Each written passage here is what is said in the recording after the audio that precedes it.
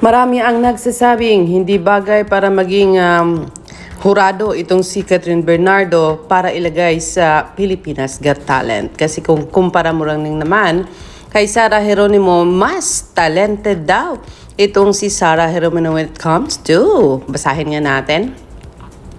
Sabi ni Abante.com Philippines, mga supporter ni na Sarah Catherine nagtalakan.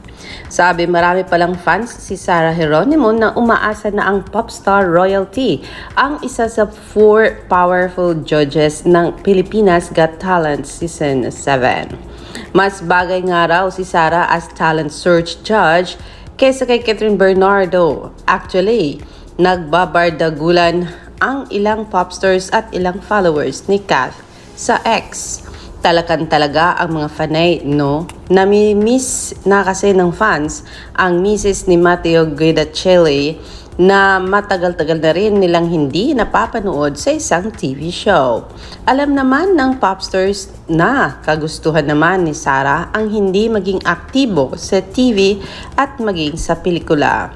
Marami na ngang proyekto ang tinanggihan niya at gusto niya talagang mag-concentrate na lang sa pagiging Mrs. Guidacelli, although madalas pa rin naman siyang mag-concert sa loob at labas ng bansa.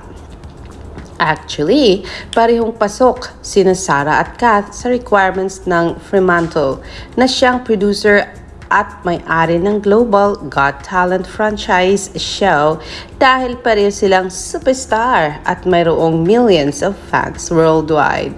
Kaya sana tigilan na nila ang katsipang, siraan at bangayan sa social media. Sabi ni OG Rodriguez, nakakaloka. O, diba?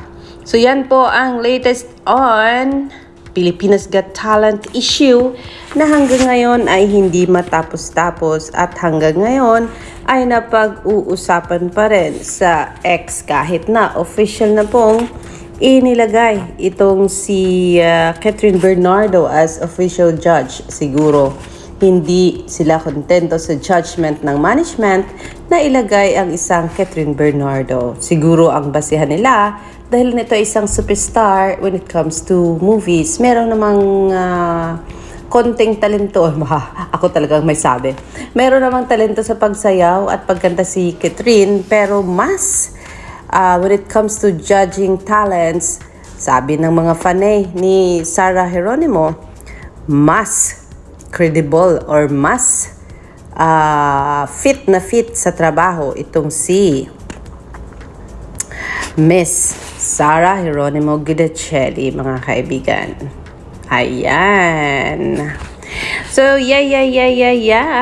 balik tayo sa chikang Donnie, Catherine, Belle, mga kaibigan. Kasi tapos na tayo sa Sarah, Catherine issue. Punta tayo sa Donnie and Belle. After ng maraming bangayan sa social media na talagang napag-uusapan, ay etot ipinakita ng maraming taga-subaybay ni Donnie and Belle ang kanilang napakalaking suporta sa pagkakaroon ng solo projects ni Belle and Donnie. Ang sabi nila dito ay talagang pinag-usapan daw ito ni Donnie and Belle at nagkaintindihan naman sila sa pagkakaroon ng mga solo projects ng dalawa. Anyway, sabi nila, ang kakayanan ni Donnie sa pagiging hurado ay talagang nakita rin naman nila sa It's Showtime. So kung kaya talagang deserve ni Donnie maging hurado. At ang pagkakaroon ni Belle ng solo project na talagang star-studded na sabi nila, kung tama ang kanilang hinala sa mga kasamahan ni Belle Mariano sa kanyang bagong movie with Miss Cathy Garcia, Sampana, ay talagang magiging blockbuster ang movie na ito at papanoorin talaga ng marami dahilan sa bigatin ang makakasama ng isang Belle Mariano sa proyektong ito. Aba, sabi dito, first thing first, sabi daw ni Bel Mariano, first to be proud, first in everything, and first to know na magiging hurado itong si Donnie Pangilinan, and that's coming from Bel Mariano. So, wala pong issue between Donnie and Bel. O, diba?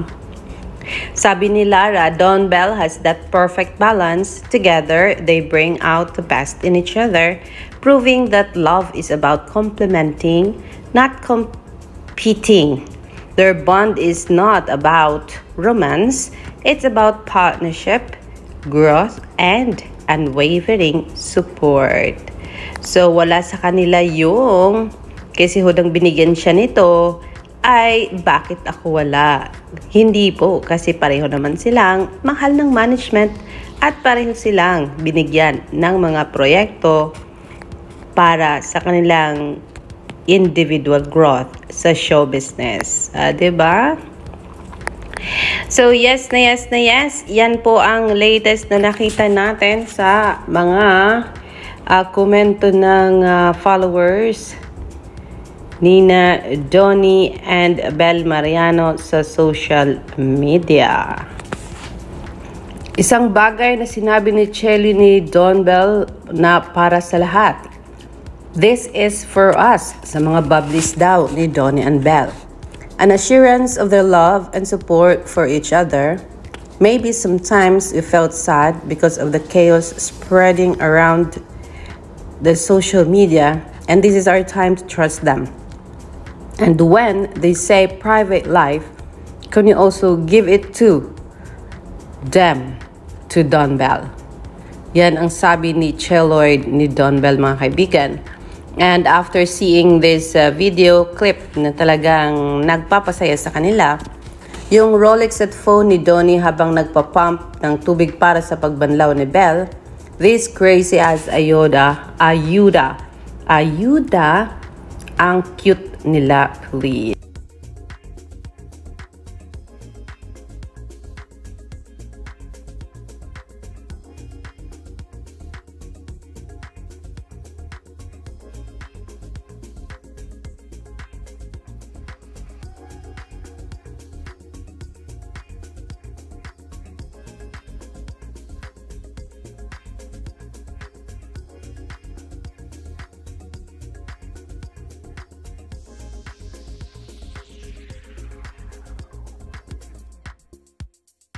Sabi ni Nympha Zabanal, ang mindset ko sa mga ibang mga tagahanga ng Don Bel, sa mga kayabangan nila at mga paninira, sila mismo sumisira sa mains nila. I just pity these people, block ko sila talaga. At ako mismo, iingatan ko kung anong merong fandom ang Don Bel at talagang tutulungan ko sila. So, yan na nga mga kaibigan, even within the fandom, nakikita nila kung anong klaseng merong fandom ang meron sila. Na minsan, hindi rin nila napipigilan ang ibang kasama nila sa fandom na talagang magyabang at ipaalam sa buong mundo ang nararamdaman nila about Donnie and Bel and kung paano nila gusto itong protektahan, kung kaya dinadaan sa yabang. Pero yes, sabi ni Nympha Zabanal, hindi daw maganda yun. Kaya binablock niya ang iba kasi nga po, naaawa siya sa kanila. Kasi syempre, yung mindset ng iba, hindi mo talaga mapigilan as a fan ng Don Bel. No, diba? Sa mga kayabangan nila at sa mga paninira sa ibang fandom, o diba? Sa ibang artista. So, alam din ni Nympha Zabanal na hindi perfect ang kanilang fandom and that gaya ng ibang fandom, meron din talagang toxic at meron din talagang tumitingin sa kapakanan ng kanilang idol o sa kanilang mains. So, yes, sa mga nagsasabing, ikaw talaga, Alexander, puro negative ang binabasa mo, ha? Di po. Hindi nyo lang nakikita. Hindi nyo lang nakikita na yung mga paninira ay sa inyo din galing. Hindi nyo nakikita na hindi nyo rin makontrol yung mga kasamahan ninyo. Kasi nga po, hindi naman kayo nakatira sa isang lugar at hindi naman pareho ang mindset ninyo. Kaya kung may nababasa akong positive, mas marami akong nababasang negative. So, don't blame it to me. Kasi po, sa social media, hindi naman lahat positive eh. Sa social media, marami ding negative. And that most of them, they want na mukhang mabango at para makitang mabango ang pangalan ng kanilang idolo, sinisiraan nilang ibang artista, which is not good. Kasi kung i-apply natin ang golden rule, do not do unto others what you do not want others will do unto you. Magiging fair sana ang laban at magiging hindi natin mababasa ang negative comment kung tayo mismo within ourselves, within our fandom, isaalang-alang natin kung ano ang ipinapalabas ng mga kamay natin sa comment section, lalo na sa mga threads, hindi mangyayari ang bangayan at bardagulan. Pero yes, maniwala lang kayo. Kasi nga po, silang dalawa ay iniingatan at nirerespeto ang bawat isa at pinoprotektahan ang bawat isa. So, dapat ganun din ang gawin ninyo at gawin natin para sa kanila. O, diba?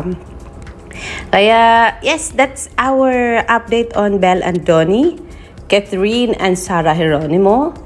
Tiwala lang. Kasi, mag-asawa nga, kahit kasama mo pa ng buong buhay mo ang isang lalaki, kung gusto niyang magloko, magluloko yan. So, dahil artista sila, public figure sila, hindi niyo sila pwedeng ilagay sa isang kahon. At kung gusto niyang umibig sa iba, kahit kaharap niya pa yan si Belle, o diba, Donnie, mangyayari talaga yan at magagawa niya yan. Pero kung kahit na, sabi ko nga sa asawa ko, kahit maghubad pa ang ibang lalaki sa harap ko, titingnan ko na lang, pero hindi ako magloko, o diba? So, tiwala guys, dyan nag-uumpisa ang magandang bagay pag may tiwala tayo sa puso natin at kung may tiwala kayo kay Donnie and Belle. Alexandra Lexi Jules, ang inyong chismosang palaka, magandang umaga po sa inyong lahat.